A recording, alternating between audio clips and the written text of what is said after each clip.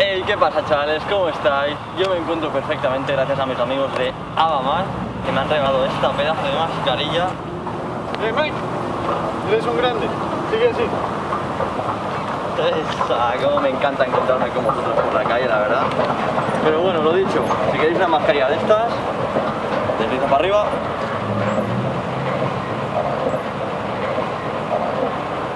De verdad, con los fríos estos, macho, no te dejan ya ni acabar una historia.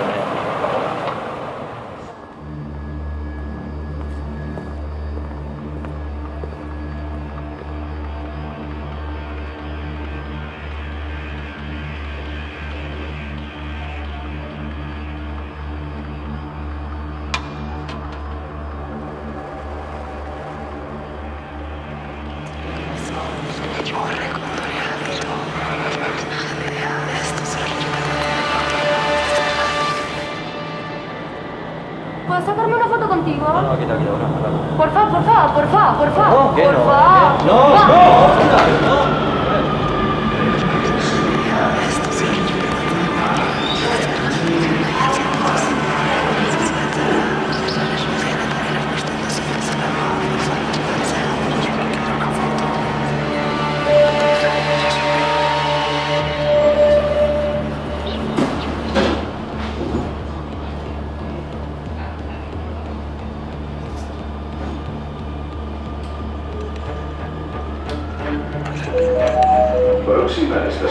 Próxima estación, next station, Las Mureras.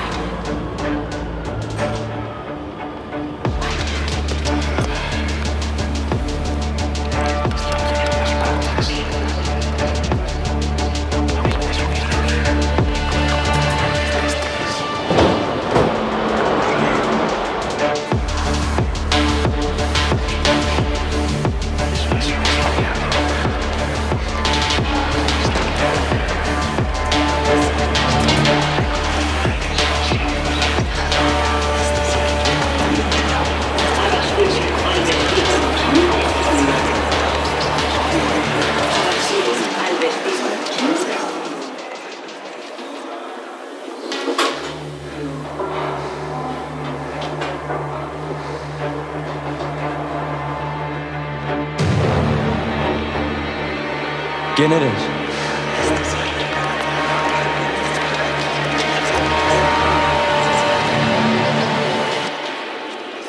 ¿Y tú? ¿Quién eres?